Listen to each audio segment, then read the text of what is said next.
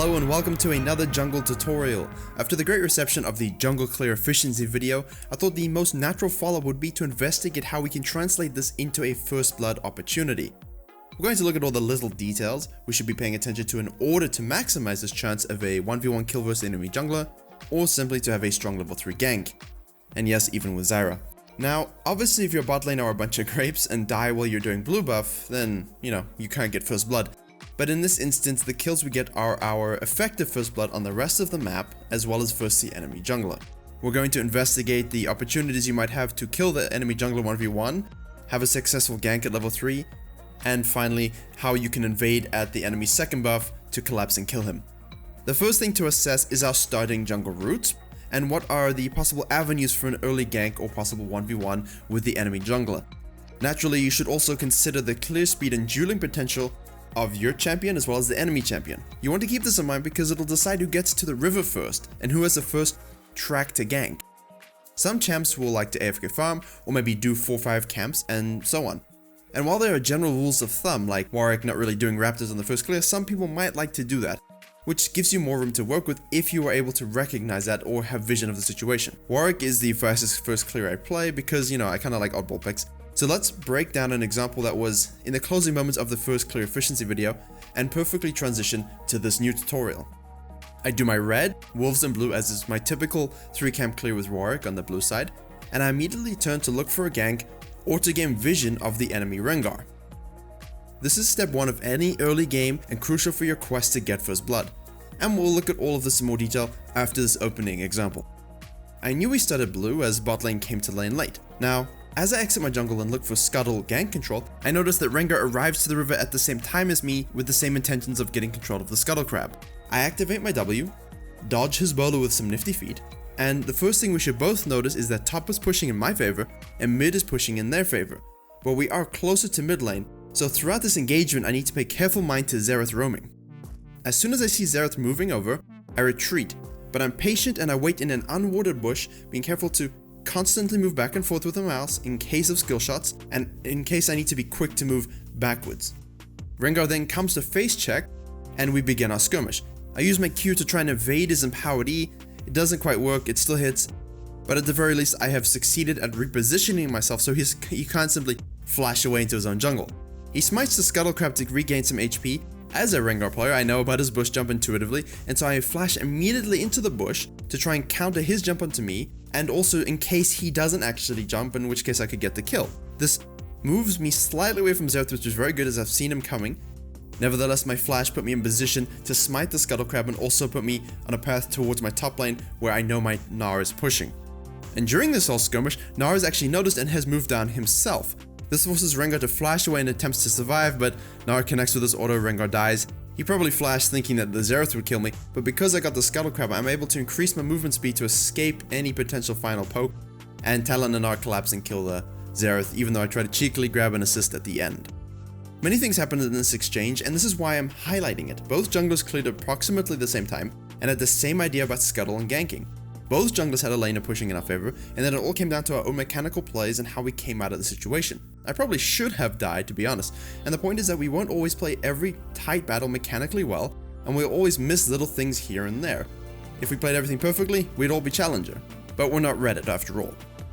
Therefore, it is imperative that our processing of information before attempting these first blood plays should always be as in-depth as possible. We have to learn to process information as fast as we possibly can, and the more we have, the more we can use to our advantage. So, we looked at all the steps in that example, but let's examine them in more detail. Before you engage in any sort of 1v1 skirmish mindlessly, you need to consider the matchup. Now, this is never as straightforward as Champion X beating Champion Y because that's how the game works. It's about how well both players can play on those respective champions and how well they know each other. But if you're playing something that is generally weaker in a 1v1, don't go ahead and just try and kill the enemy Elise at level 3. If she hits Cocoon, the W and Q are coming, and if you flash, she's gonna repel to you and you're dead.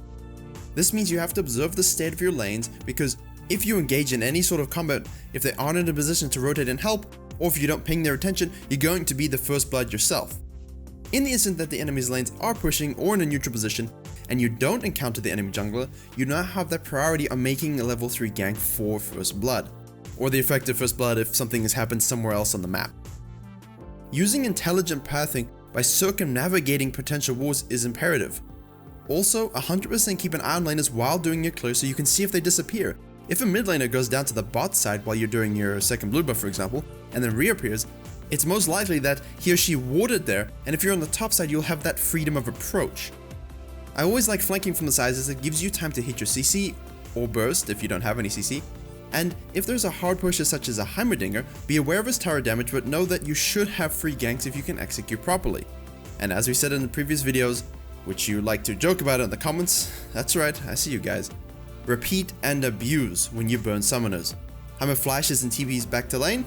Go again. It's free kills for you and it helps get your Galio or whoever your laner is ahead in a matchup where you know he's going to be consistently pushed against. This applies no matter the lane you are ganking, including if you head bot lane first. Any summoners burned is vital for your laners to ensure that you are there to help them out again if you don't manage to secure that first blood, even though that's the point of this video. Now, let's look at a few scenarios if you are a slower clearer and also susceptible to an invade. In this example, I've cleared my camps, and because I'm not only staring at the glorious red fur I possess, I notice a cat trying to be a sneaky Nidalee with a delayed invade of my red. Always look at your whole screen and minimap. This is why many people play in windowed mode or smaller 23-24 inch screens, so you can see everything in your vision. Because we saw her, and it doesn't appear that she noticed that I might have saw her, I simply wait in the bush, where she can't see me, and I use a full combo before she can react. And when facing a Nidalee, this is the crucial approach. You have to get her low enough that any subsequent action in the fight will still allow you to chase her away or kill her. If she hits that spear and is able to jump and pounce and get the execute, you're most likely gonna die if you're a weaker duelist. The Nidalee flashes away, and because I am one with the Ornn, I flash Q and she gets put on a spit. Invade thwarted and punished. The same thing happens with this Master Yi who thinks he can casually do his camps and wander around invading. I've already done Scuttle Crabs, as sometimes I will leave my red, get 3 from Raptors because it's quicker, and take the Scuttle to see any potential invades or gank that might come through. Please, be aware that if you walk over a dead Scuttle Crab, we can all see you. I immediately ping my ZYRA and begin to cut the Yi off in case he wants to try and steal my red and Raptors. Honestly, he shouldn't even come this way, and he should recognize that we've all seen him. I know his Alpha Strike will ignore my W, so I simply make sure to E him against the wall first and then use my W to get the auto stun. This forces him to flash away, and knowing that I have Scuttle speed up, I flash to chase. I hit my Q, but all the while my ZYRA has done well to rotate, and even though he didn't need to flash, he does so and grabs the kill and some free double buffs. Jace also rotated, so it really was a bit overkill. I would have had the situation under control with the Jace, but the effective first blood is ours. Master Yi failed many jungling basics of not observing that Jace was pushing, that his ZYRA was in a position to run better, and completely disrespected Ornn, as well as disrespected Scuttle Crab vision. And this is why I'm making these videos very in depth, because I want you guys to notice all these little things and assimilate it into your gameplay, to get used to all these things so that they become automatic, and even if you're having a bit of a zoned out game, you'll still pick up a few things here and there, and it happens to all of us. But the more information you are aware of, the more decisions you can make that it will allow you to win. Finally, let's look at a scenario where if you're against a weaker early game jungler who gets low while clearing, you can look for that effective first blood against them in their own jungle.